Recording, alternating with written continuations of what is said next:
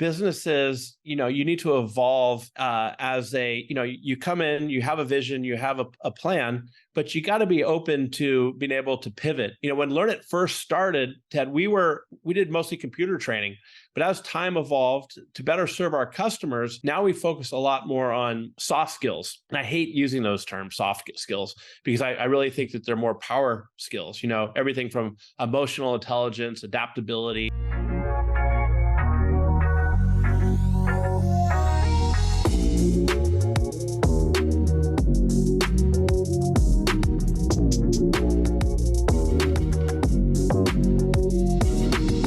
Impact some today. I think we're gonna do a great job.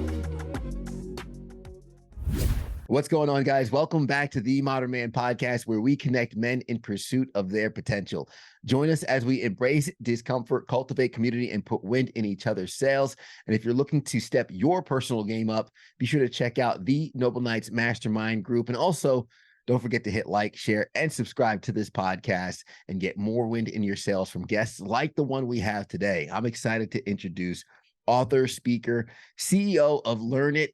I have Damon Lembi on the call. Damon, it's great to have you joining us, brother. Ted, thanks for having me, man. It's great to be here. Absolutely. And when we kick off the podcast, I make sure that the audience and the guests, they get to get acquainted without me standing in the middle messing it up. So, Damon, I want to give you the microphone, give you the show, and let you talk directly to the audience. Introduce yourself, and we can start chatting after that. Great. So my name is Damon Lembi. I was born and raised in the San Francisco Bay Area. Still live out here now in Sausalito, right over the Golden Gate Bridge. From an early age, I went all in on wanting to be a professional athlete. And out of high school, I was fortunate enough to be drafted by the Atlanta Braves for baseball. And I had my first opportunity there. Tough decision. Do I continue minor leagues or do I go and take the college route? And so, Ted, I ended up deciding to go the college route. I really believed in the vision at Pepperdine that my coach had, Andy Lopez. We were a small D1 school, and he's like, we're going to win the College World Series, And so I bought into that and his vision, and I got there. I was a little, I suffered a little bit with the imposter syndrome and ended up getting hurt and leaving. Moved over to Arizona State, got to play in the College World Series at Arizona State, which was a tremendous experience. One of my glory day moments that my wife's so tired of hearing about is I hit a home run in the World Series back in the day. And like a lot of athletes, I was looking to, at the end of the season, to continue on and play and continue my baseball career. Unfortunately, I didn't get drafted again. And here I was, 22 years old. And, my identity, my whole life was as an athlete, as a baseball player. And, I wasn't sure my skills were transferable. What was I going to do next? I really was fortunate. I come from a family that had one of the largest real estate companies in the San Francisco Bay Area, along with a bunch of other businesses, one of which was this small startup computer training company. I'm dating myself. This is back in 95. So a long time ago. Yeah. And called Learn It. And Learn It was started by my dad. And, for your listeners out there, he did what a lot of great entrepreneurs do is he had a problem. He went and took a class somewhere. He wanted to digitize our portfolio. And he thought the class was boring and dull. And so he thought there's got to be a better way of doing this. And that's where he came up with the idea for Learn It. And I started there 28 years ago as a receptionist. And I did that for a couple of reasons. One, I just want to get in on the ground floor and show everybody I, could work my way up. Not that my dad just put me in some position. And and I wanted to pick up skills and learn new things as well. Fast forward about 7, 8 years. And I taught classes, did sales, and I became the CEO of Learn It, which I've been ever since. And it's been a crazy ride. We've trained, upskilled over 1.8 million people in those years on everything from how to be better leaders, how to be better managers, how to communicate, and office like Microsoft Office skills. And earlier in April of 2023, I wrote a book called The Learn It All Leader: Mindset, Tools, and Traits. which is really a bunch of my stories around what I've learned over the years becoming a great leader, or trying to become a great leader. And I had a unique experience. I played for 3 Hall of Fame baseball coaches, Yeah. and I didn't realize it at the time, but what I learned from them is what's helped me emulate and become a leader, these last 28 years that learn it. So in a nutshell, that's really my story. If iron sharpens iron, so does one man sharpen another. But if you're a man and you're alone or listening to this, then who sharpens you? What's going on, guys? Ted Phaeton here, host of the Modern Man podcast, also founder of the Noble Knights Mastermind Group. And I'm just out here encouraging you to find your circle. Maybe you're on a personal growth journey and nobody around you understands the new mentality that you're possessing. That's okay. You can find an online community that will pour into you, will navigate your goals and navigate your obstacles, share their experiences, resources, and more. Join the Noble Knights Mastermind Group and try us out for free to tap into a community of men helping each other scale up and reach their goals. Check out themodernmanpodcast.com. I like it. I like it a lot, man. What was the first hurdle from baseball into business? Because you mentioned that identity, and for a lot of athletes that are transitioning out of the sport that they played, a lot of times they don't know where to start. What was the first hurdle you were able to tackle, step over, and how did the trajectory change from there? I think the first hurdle was I had to get over the fact that I needed to move on. I needed to move on from baseball. It was tough. A lot of, like, my best friend, my roommate at Arizona State, Jacob Cruz, going to see him start for the San Francisco Giants, my hometown, a year after college. It was hard, but the first hurdle was getting over, hey, you're only 22 years old. You got a lot of life left. Now let's be grateful for the baseball career you had, but now it's time to move on and be successful at something else. Yeah. So with that, what were the, I guess, kind of the Rudyard Kipling poem, if you could take the tools and build your life from worn out tools, right? Here you are climbing the ladder to this baseball career, even getting drafted by the Atlanta Braves. So, that the dream professional, like, you're drafted, and then now you're 22 years old, you move on and you have the hammer, the screwdrivers, they're all rusted and worn out, right? Because you just finished building something else. Right. But you still have a hammer, a screwdriver, and these tools could still build something. What were those tools that you found out that you had, and how valuable were they in the next realm when it came into stepping in to learn it? Well, that's a great question. For me, and this wasn't a tool, but one thing that I learned early on is, from sports, I was a competitive person, right? And I was also very proud of my father, Walt Lembi, who passed away in 2010. And he was really proud of my baseball career. And I really wanted to show him too that I could be successful moving forward in life, and so one thing I learned from sports was the competitive drive. You also, some of the tools were how to be collaborative, how to communicate, how to be accountable, and I'm sure you talk about this a lot on your show, mental resilience. In baseball, you fail 7 out of 10 times, you're a millionaire. So, coming into a new career, there was going to be failures and things that are uncomfortable, but I was grateful to learn early on that you're going to make mistakes. The best thing you can do is own up to those mistakes, learn from them, and keep moving forward. Yeah. What was some of the most valuable lessons you learned from the 3 Hall of Fame coaches that you were able to kind of be a sponge around and absorb from?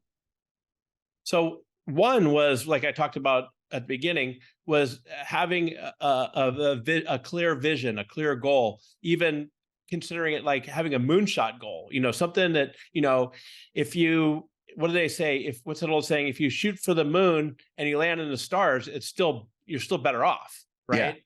So you got to have big goals. That's one thing I learned.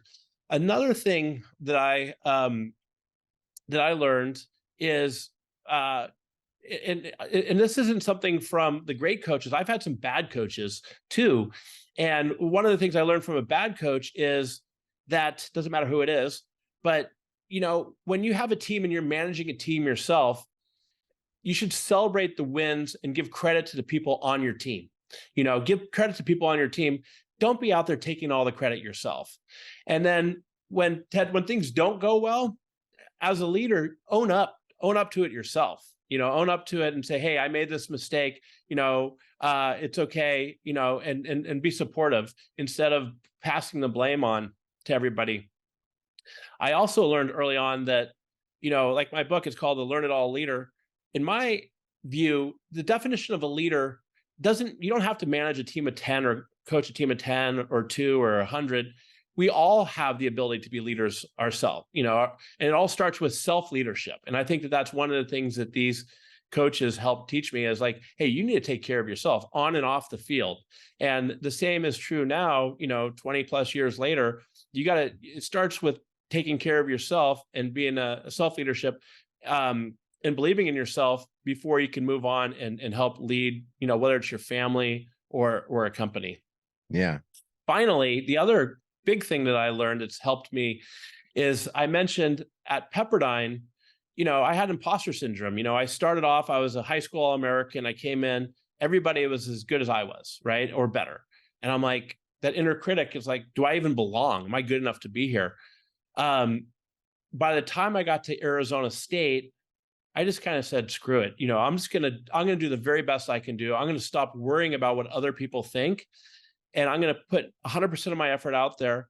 And if I'm successful, I'm successful. If I'm not, then it's okay too. And that's something, hard work, practice, and just, not being so difficult on yourself is something that I learned that's carried over through my professional career.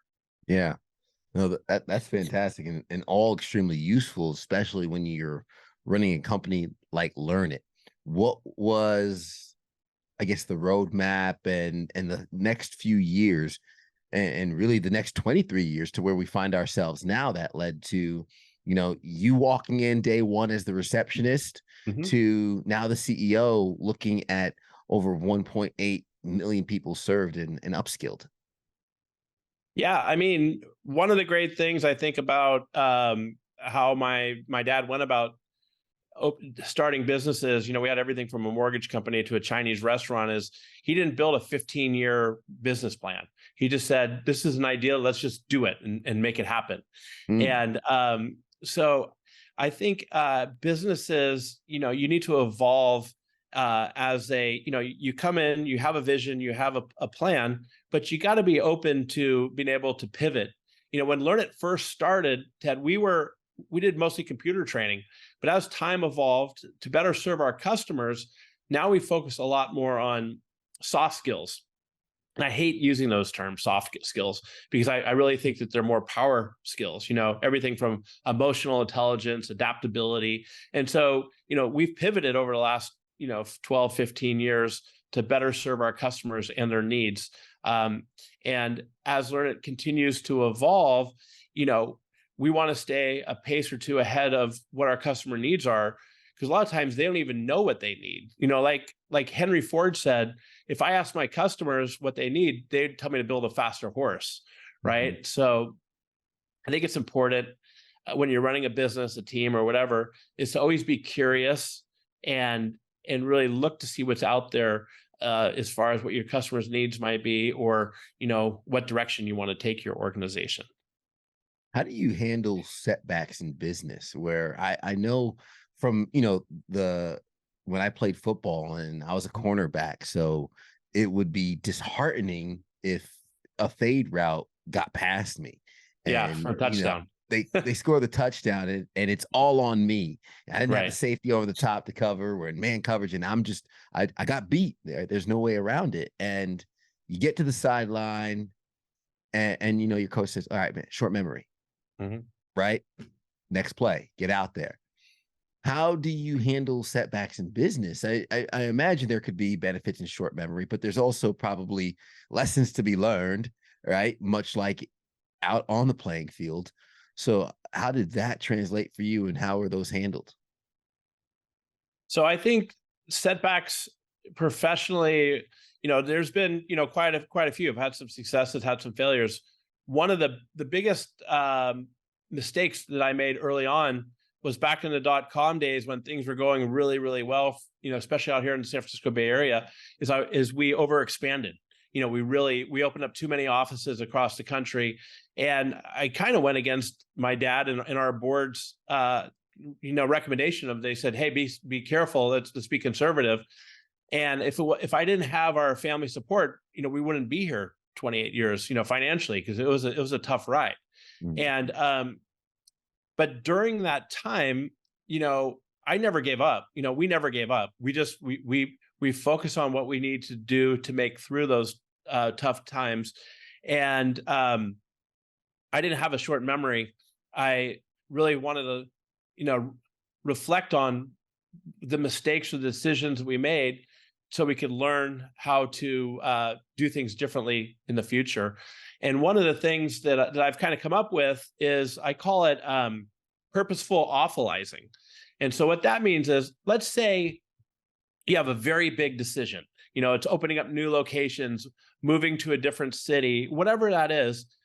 Fast forward 1 year in the future and really think about what is the worst case scenario? What if everything goes wrong? Can you survive that situation? And if the answer is yes, you could survive that situation, then and you think that you've got enough of the facts right, then move forward, make that decision. But if you say to yourself, hey, we're putting too many eggs in one basket, and if we overexpand and, black swan happens, a pandemic, which I didn't even think about, this will put us out of business, then maybe you need to go back to the drawing board. So I think it's being a little bit more conscious about your decisions, really thinking things through. And then after you've thought things through, be decisive. Mm-hmm. So those, setbacks in work and your personal life and everything, it's going to happen. You just want to kind of minimize the risk when you can, but also learn from them. And don't beat yourself up so much. Nobody's perfect. You're going to make mistakes. So just, it's not a marathon. I mean, it's not a sprint, it's a marathon. Yeah. Little by little, and keep on pushing forward. Exactly. How would you say, from the days you were an athlete to now, how would you say your leadership has evolved from day one as CEO to with all the lessons that you've learned? For anyone listening who's maybe running a small shop, they're looking to scale their business, or they're taking on employees and they're trying to be a good leader. How has your leadership evolved through the years? Well, one, especially if you're a small business or you're just starting up, be smart. Don't overextend yourself. It's great to add employees and headcount, but be smart about your approach. Bigger is not always better. But how I've evolved over the years is, I really look, and I talk about this in my book, I kind of feel like, to me, the four main traits to being a great leader are being humble, having humility, meaning that you don't have to have all the answers. Even as a solopreneur, have mentors, have coaches, right? So don't be afraid to ask questions. Also, like we talked about before a little bit, be curious. I think it's really, really important to be curious and flexible in your thinking. Early on in my career, Ted, I thought I had most of the answers myself. I was more of a know-it-all, right? And what I learned is that, your way isn't always the right way. There's other opportunities out there if you remain curious, ask good questions. So humility, curiosity, I think it goes without saying, but it is have integrity. Do things,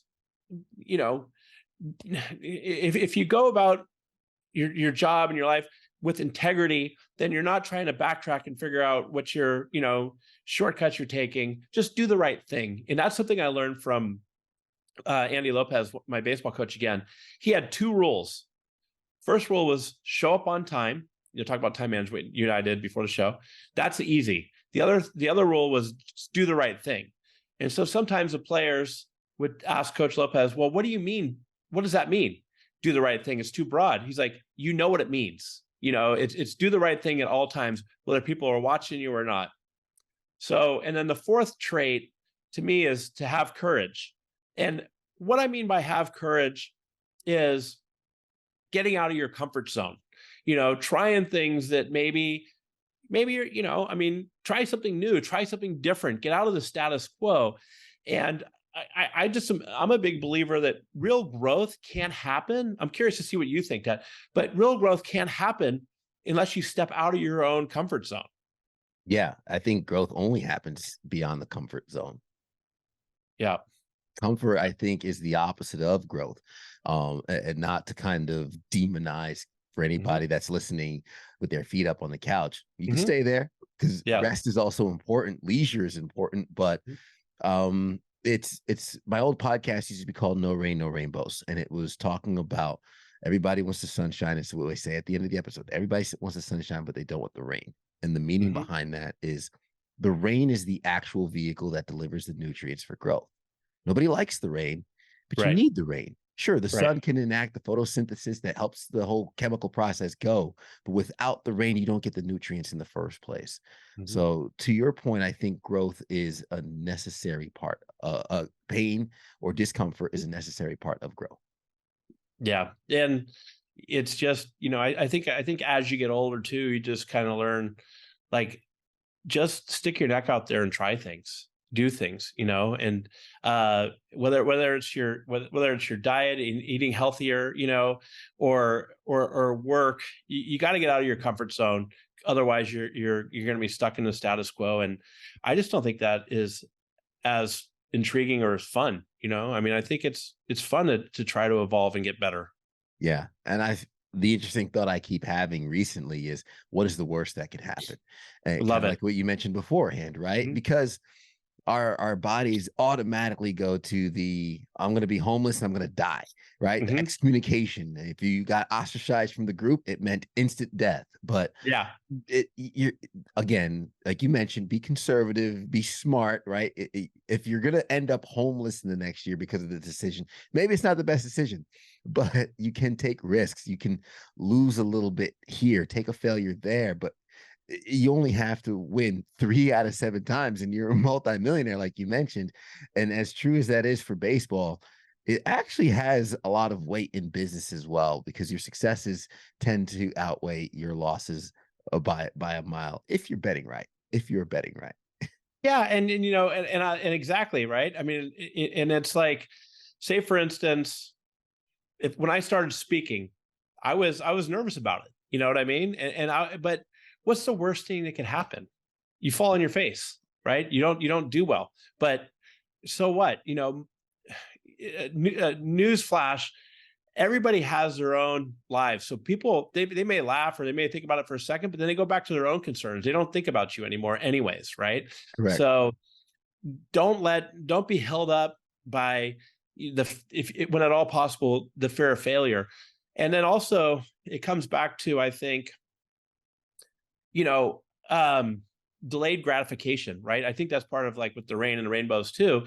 It's like, if you're somebody, excuse me, who goes to the gym and you run as fast as you can on the treadmill once, but then you don't go back for 3 months, or 6 months, you're never going to get the results you want. I think that a lot of growth takes place or success through consistency, and sometimes it means, even just showing up for 10 minutes at the gym, doing something, identifying as somebody who wants to be a healthy person, so and a lot of times, as well, or better than I do, people just don't want to put in the work. They don't want to roll up the sleeves in the business world or in their personal life. And for all you entrepreneurs, listeners out there, sure, it's great to say you have your own business and do your own thing, but you know what? You're going to have to roll up your sleeves and do the work. Right. Because it's not very glamorous. It can be muddy. But at the end of the day, I don't think anything is better than having something that's your own, so, but you got to put in the work and effort to do it. Yeah. No, absolutely. I love it. I had just a couple more questions, Mhm. and I hope you don't mind. I was curious because learning from three Hall of Fame coaches, you learn a lot through leadership, and obviously from playing baseball, transitioning those skills over. What did you learn from your dad about business in how everything kind of conspired when you adopted learn it? Yeah, well, no, I don't mind. I love that you asked that because I learned a ton from my dad. I mean, I learned a ton from him, and one was the importance of storytelling. He was a great storyteller, and he was able to really get people inspired and bought into the goals and the mission of what he had. The other thing I learned from him was he was very inclusive. I mean, he didn't care, Ted, if you were the, I don't know, senior vice president at Barclays or the parking lot attendant. I have a great story in my book. He just treated everybody the same, and what I think leaders got to understand is, it's important to be inclusive. You can learn a lot from your frontline people. And so it's, being open and having an open door to listen to ideas come from everywhere, I think is really what I'm saying that I learned from him. It's getting out and talking to people at all levels of your organization is something that I learned from him. And also, again, it was just, he just never gave up. He just kept moving forward, and that's, I think, the final thing I talk about in my book, I call it the trust tax, and this is kind of a big one. When you go into a relationship with somebody, whether it's work or professional, you can go into a relationship skeptical, thinking, okay, this person might screw me over. I got to keep a close eye on this person. It's a new employee. I need to micromanage them. My dad went into all his relationships thinking just everybody had the best intentions. Now, you can't be naive, right? But he thought everybody had the best intentions, and like me, he liked to believe in people and give people chances. Now, what I mean by the trust tax is every once in a while you're going to get screwed over.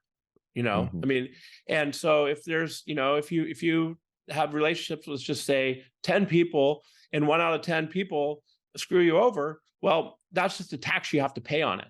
But it's better to go into relationships thinking the best of people, not being naive, but thinking the best of people and giving them the opportunity, giving your employees the space to do work instead of micromanaging them, than to always be worried that somebody's out there to take advantage of you.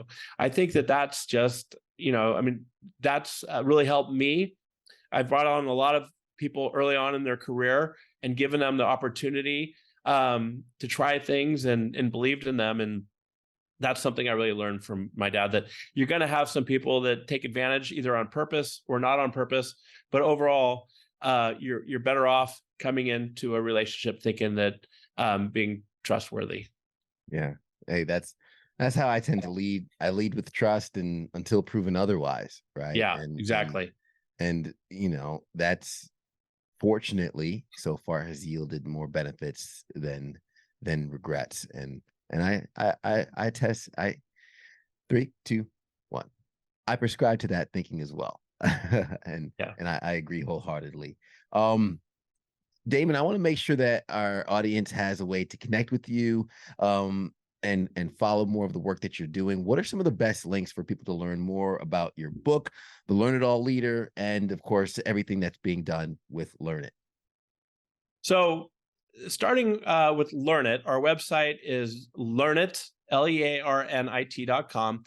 And you can reach me at LinkedIn, Damon Lembi. And if you listen to this episode and you send me a message, I'll give you a free class at Learn It. A $250 class on anything from emotional intelligence to time management. Just send me a message to Damon Lembi on LinkedIn. And of course, my book, The Learn It All Leader, is available on Amazon or Barnes and Noble or anything like that. I appreciate that very generous offer too for our listeners. I think a lot of guys will definitely benefit from utilizing that. So I hope they message you and up their skills a little bit.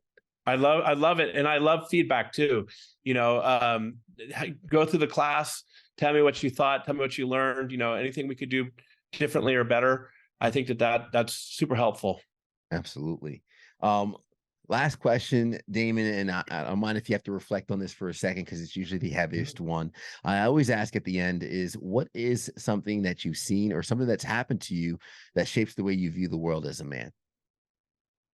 So, great question, Scene.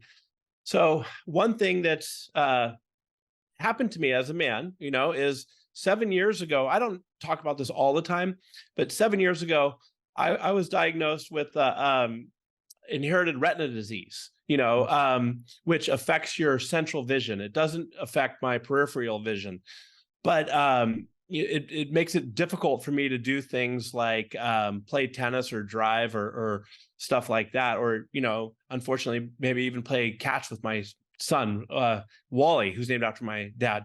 But what that's taught me, Ted, is really to be grateful for what you have, to be grateful for what you have. And